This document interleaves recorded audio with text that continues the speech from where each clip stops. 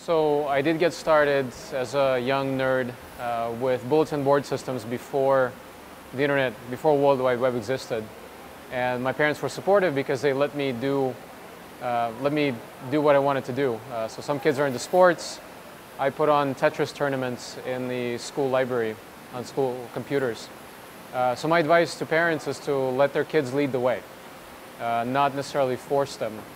There are a lot of what we call in the US helicopter parents that hover above their kids, and they make them too busy. The kids don't have a chance to show what they like and show their talents in something. So a lot of the parents actually need to kind of step back a little bit and see where the talents may be in their kids, and then support them fully.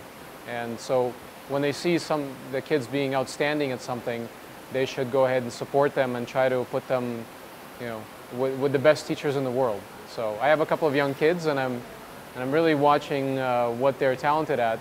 So when the time comes, I can actually support them fully and take them to a world-class level.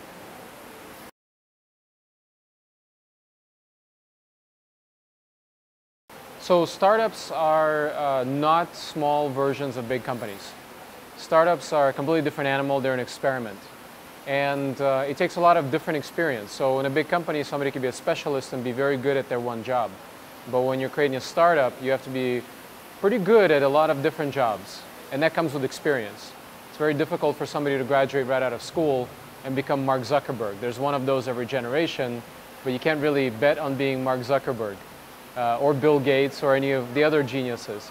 So the right path, really, if somebody's interested in the startup career path, which is building something out of nothing rather than working for a big company, they should actually, their first startup should be somebody else's company. So they should work at a high-growth startup and learn what they could never learn in any kind of university or business school. They learn hands-on and see how it's all built. So that's where they should start. But you're ready to start a startup when there's a problem you've identified that you can't sleep without solving, right? So there has to be a painful problem that you want to solve. You can't just want to be in startups because it's something that's fashionable right now and was a decade ago. So that's my advice, is think carefully. It's very hard. It's painful. It's not as sexy as everybody thinks. It's a lot of hard work, and you have to do it for a reason.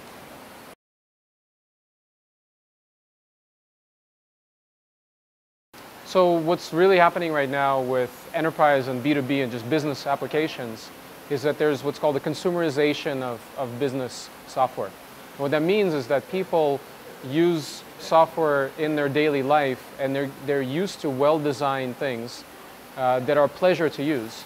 And those same people now go to work and think, well, why can't my business software that I use all day be a pleasure to use as well? So the next generation, and kind of it's already happening, of software and applications, both on the web and mobile, a lot of what's worked in the consumer world is going into business applications. So these applications are becoming much more convenient to use, much easier to set up, and just a pleasure. So it's all driven by design, and that's something I'll be talking about tomorrow.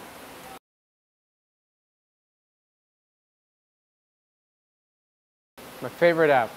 I'm very much a utilitarian, so there are a number of applications that I use. Especially when I travel, I'm on the road about 50% of the time.